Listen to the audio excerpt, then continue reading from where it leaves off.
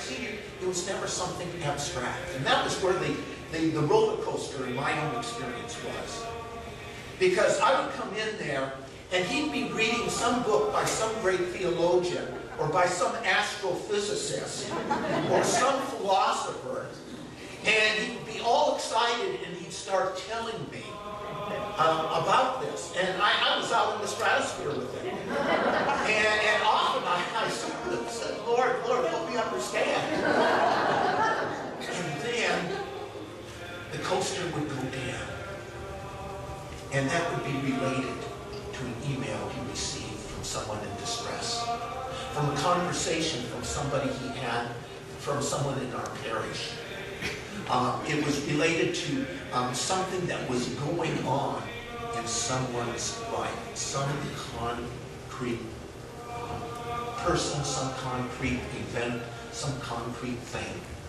And I think for Monsignor, I mean, he had a great mind, but he had even a greater heart. And he lived in both worlds. And both worlds lived in him. And kindness is what rooted his theology. And his theology and his magnificent thinking gave shape to his experience with people. Doug, in his book on the theology of kindness, talks about 5 or 6 different aspects of a theology of kindness. Loving recklessly, be unafraid of death, be positive, be the positive light in a skeptical world, unmask the lie, do not mistake law for morality, be open to new understanding, and the conviction that God is with us, and the question, are we really with him? They all touched me very deeply, and I'd love to, in fact, I have all these notes which I'm going to throw away, because I don't have time. And I don't want to be, I love my senior, but, yeah. Anyways, he starts talking about one thing, and I never knew where he was going to go, but he always came back. Anyways, I'd like to just briefly read a few things and make a few comments about unmasking the lie. That's one of the things that Monsignor taught me, is that all of us have the great capacity to fool ourselves, to lie to ourselves, to create stories. Stories often in which we are the victim. You know, and we all have that capacity, and I learned that because he constantly was trying to unmask himself. And I felt very honored because he did it in my presence.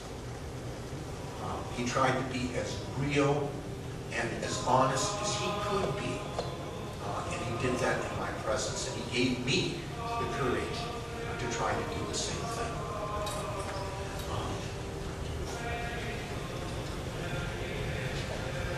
Theology of kindness invites us to shed these mythologies, but by what method?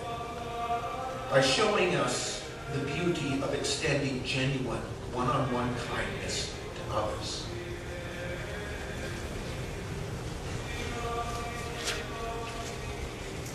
I'm going to jump around. How would John Sheridan respond to these personal or cultural lies? For instance, do we cheer for a one-time presidential candidate who extols the values and responsibilities of the working class family while he insensitively ignored the needs of his own, including a spouse diagnosed with cancer? Or do we cheer for a presidential candidate from the other party who did the same, but topped it off by fathering a child with a young campaign aide? And I think we all can see many, many examples of people living a lie.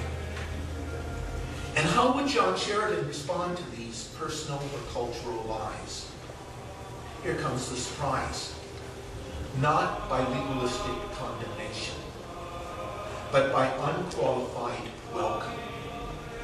Primarily by manifesting a level of kindness and acceptance that in itself illustrates lying to be wholly unnecessary. I'd like to read that again. Primarily by manifesting a level of kindness and acceptance that in itself illustrates lying to be wholly unnecessary. Yeah, when we feel accepted, when we can accept ourselves as sons or daughters of God, as we can begin to see ourselves as loved by that God who sent his own Son, that we might have life and have life in abundance. When we can begin truly to accept ourselves, then we don't need to lie. We don't need to lie to ourselves, and we don't need to lie to others. See, I think that the root of this lying is a fear that somehow we're going to be judged, somehow we're going to be punished, somehow we're going to be looked down upon, somehow we're going to experience ourselves as less than we are. And so we need to lie, to inflate ourselves, to pretend that we are someone who we are not. A woman who bought into the corporate cultural lie that her professional position depends on abortion would never be turned away from the community by John, nor would those in the grip of alcohol or drug abuse. The theology of kindness is a theology of inclusion. Lifting up our hearts to the Lord means standing with the wounded, the misled, the gravely mistaken hearts. To be sure, neither John nor Mary would be accepting of abuse, failing, or sin. But in rejecting those shortcomings, they would never, never, never turn away the person. For Monsignor John, the person always came first. The person always came first. And we talked about a lot of theological doctrines, but the one that John kept coming back to was the doctrine of the Incarnation. Why was Jesus born? So that he could become human like us. Why did he suffer and die? So we can experience everything that we experience. Why did he do this? So that we can become more godlike, more like his Father in heaven. And the only way that that's going to happen is in an atmosphere of acceptance, an atmosphere of kindness,